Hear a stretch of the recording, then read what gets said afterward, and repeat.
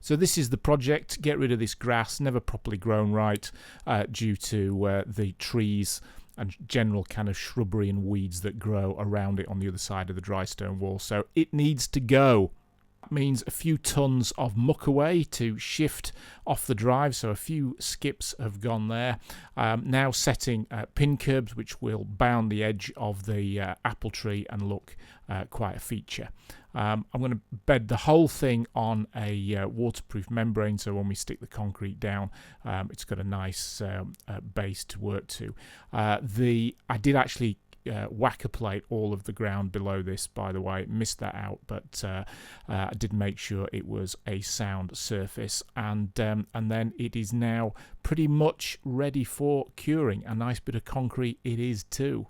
So the levels here are pretty crucial, and I've used these little sort of profile boards stroke dips. Instead of the old dumpy level, which I've now retired, I use a laser level. It's not brilliant in very bright light, but if you leave your setting out to the end of the day, it can do a cracking job. Time to make this post a little bit longer. It needs to grow by, I don't know, 9 inches, something like that. And I have an offcut already ready. So all I need to do is trim it to size. Bit of welding, bit of grinding, and then we are ready to get it back installed. Again, I just have to point out it is starting to drizzle a tiny little bit, which is certainly not good for welding. So I need to get done before the rain comes. Sorted. Time to throw a little bit of paint on. Now this isn't really to make it pretty, it's just to stop it rusting until I have a chance to do a proper coat. But for now, when the sun's come out, I think that looks pretty good. Simple job next, just to connect this slot drain. 15 quid drill bit from Amazon, goes through sweet as a nut, cleaning all the debris out, and it falls like a dream. There is 40 millimeters of fall overall from the right to the slot drain on the left that bounds the garage, and that slot drain is really only there for very heavy rainfall to protect the garage blockwork.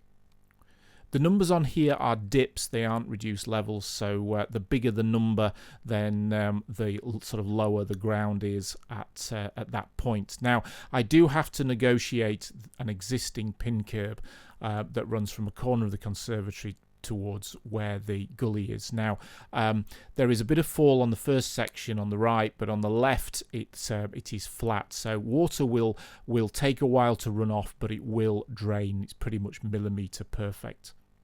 This means that as I tie the flags into the pin curb, I don't have to do any 45 degree cuts across the flags in order to accommodate a change in level, which is just horrible, and I don't want it. We can do better than that. So I'm just checking now that there is some fall. Now the top of these markers are where the string line will attach to, in order to make sure that I can align the top of the flags. And so the flags arrive. I've got these from a quarry. The existing flags that these will abut are reclaimed stone, and I was tempted to extend reclaimed, but in the end, sourcing the stone seemed fraught with issues, so I settled for freshly quarried stone. It also means that I'll have some certainty on practicalities, such as I know exactly the thicknesses that I'm going to deal with, and also the lengths. Big lesson here was in the amount of sand needed. It took 3 tons to do 20 square meters, which is just ridiculous.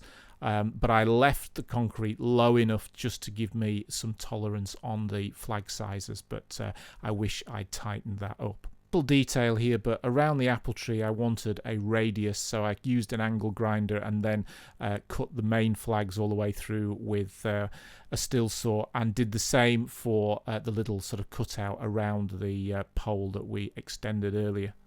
Despite applying a lot of water wherever possible, the weather was far too dry and sunny to do this job. So the sand cement screed effectively just dried out too quickly.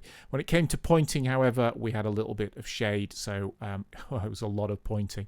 But there is joy in pointing because you know the end is near. There's no shortcut for it though. You just got to get a brush out and just make sure that all those edges line up perfectly. Well, the transformation is now complete, and with the sun out it does look glorious. It was a demanding project, probably pushed me physically a lot more than I would want to admit, but as a family we love it, and onward and upward to the next project. If you enjoyed this video, please like and subscribe, and I'll see you in the next one.